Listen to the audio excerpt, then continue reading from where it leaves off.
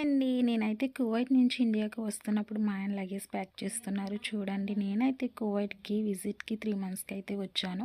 3 months అయితే అయిపోతుంది. అందుకనేసి ఇంకా చలో ఇండియా అనమాట. మా మేనల్లుడు అయితే జోకులు వేస్తున్నాడు వీడియో తీస్తున్నానని.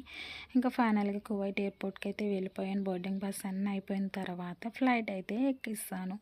ఇంకా ఫ్లైట్ అయితే ఎక్కిన తర్వాత నేనైతే ఇది నైట్ టైం 1:30కి ఫ్లైట్ మూవ్ అవుతున్నప్పుడు చూడండి ఎంత బాగుందో. అలా పడుకున్నానో లేదో ఇలా కళ్ళు తెరిచేసరికి తెల్లారిపోయింది. కళ్ళు తెరిచి చూసేసరికి హైదరాబాద్లో ఫ్లైట్ అయితే ల్యాండ్ అవుతుందన్నమాట. ఇంకా ఫైనల్గా అయితే హైదరాబాద్లో ఫ్లైట్ అయితే ల్యాండ్ అయిపోయింది. ఇంకా అక్కడి నుంచి బయటకైతే వచ్చేసి నాతో పాటు ఇంక ఇద్దరు అక్కలు ఉన్నారు. వాళ్ళు నేను కలిపి కార్ అయితే బుక్ చేసుకుని ఇంకా బయలుదేరిపోయాము. మధ్యలో సూర్యాపేటలో అయితే ఆగాము భోజనం చేయడానికి. ఇంకా అక్కడ నేనైతే ఏం ఆర్డర్ చేస్తానో చూపిస్తాను చూడండి. Chicken leg piece dum biryani చాలా డేస్ అవుతుంది తిని. ఇదైతే సూపర్ ఎమ్మీగా స్పైసీగా చాలా బాగుంది. ఇంకా ఫైనల్గా అయితే మళ్ళీ బయలుదేరిపోయాము.